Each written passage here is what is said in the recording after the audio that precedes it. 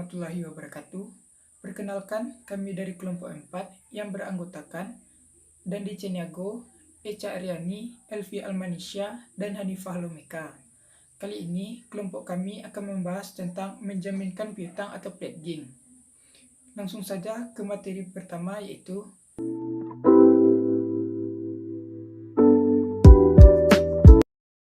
saya Dandi Ceniago dengan NIM 200599057 akan membahas tentang definisi dari menjaminkan piutang. Definisi dari menjaminkan piutang atau pledging adalah pemanfaatan piutang usaha untuk memperoleh pendanaan jangka pendek dengan menjaminkan piutang tersebut kepada kreditur. Untuk itu, dibuat perjanjian antara debitur dan kreditur yang merinci transaksi kredit tersebut. Jumlah kredit dinyatakan dalam persentase dari piutang yang dijaminkan.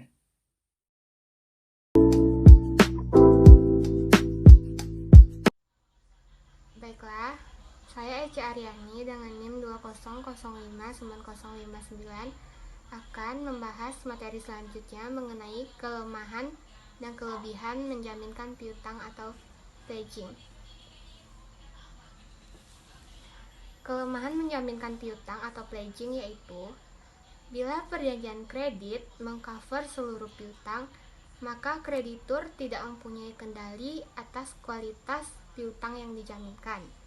Sedangkan kekuatan pledging yang pertama, kreditur akan meminta hanya sebagian piutang yang memang dinilai aman sebagai jaminan kredit yang akan diberikan. Yang kedua, kreditur hanya akan memberikan kredit sebesar 60-70% dari total piutang.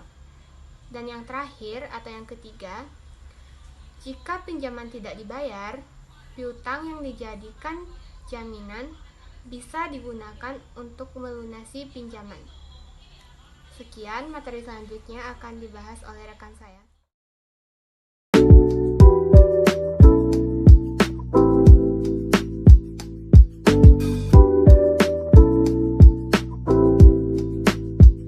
Perkenalkan, saya Hanifah Lomeka, NIM 200599067.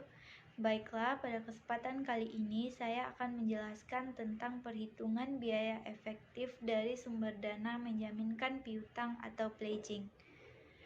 Rata-rata piutang yang dimiliki PT Budi Mulya sebesar 400 juta.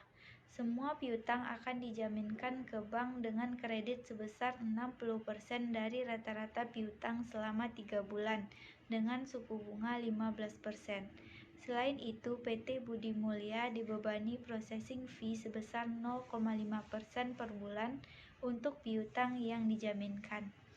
Yang pertama, kita menghitung pinjaman dengan cara mencari besaran kredit dikali dengan rata-rata piutang yang dimiliki PT Budi Mulya, yaitu 60% dikali 400 juta, sehingga hasilnya didapatkan sebesar 240 juta.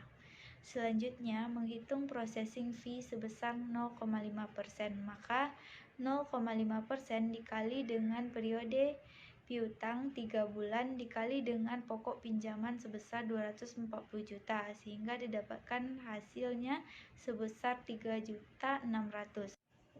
Selanjutnya menghitung bunga. Besaran bunga yaitu 15%, maka 15% dikali dengan pokok pinjaman yaitu sebesar 240 juta dikali dengan periode kredit yaitu 3 bulan per 12 bulan sehingga didapatkan hasilnya sebesar 9 juta. Setelah menghitung pinjaman, processing fee, dan bunga, kita tinggal memasukkan angkanya ke dalam rumus biaya efektif dari pledging, yaitu bunga nominal ditambah biaya terkait per pokok pinjaman dikali 360 per jangka waktu kredit, yaitu 9 juta ditambah 3.600.000 per 240 juta dikali 360 per 90 sehingga didapatkan hasilnya yaitu 0,21 atau 21%.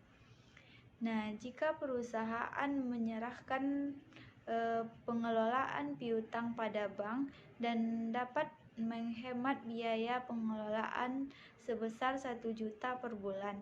Perhitungan biaya efektif dari pledging ini adalah biaya nominal ditambah biaya terkait dikurangi biaya penghematan per pokok pinjaman dikali dengan 360 per jangka waktu kredit.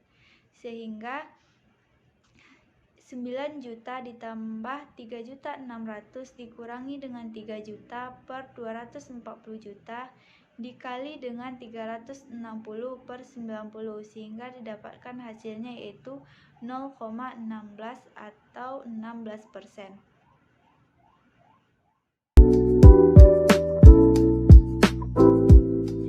Perkenalkan, saya Elvi Almanisya dengan NIM 200590061 akan menyampaikan tentang contoh menjaminkan piutang atau pledging dalam dunia nyata. Di sini kita memiliki contoh yaitu PT 9 Pilar.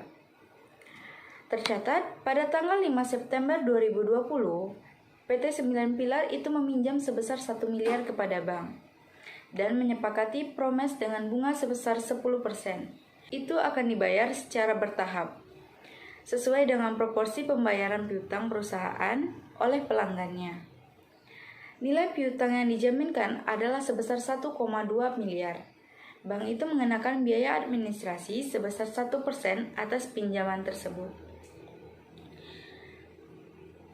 Baiklah, pada tanggal 5 Oktober 2020, di sini PT 9 Pilar itu menerima pembayaran atas piutang usahanya sebesar 800 juta. Nah, kemudian pada saat menerima pembayaran atas piutangnya tersebut, PT 9 Pilar itu membayarkan utang kepada bank sebesar penerimaan kas atau pembayaran piutang yang diterima dari pelanggannya. Kemudian pada tanggal 5 November 2020, PT 9 Pilar itu kembali menerima pembayaran atas piutang usaha sebesar 300 juta.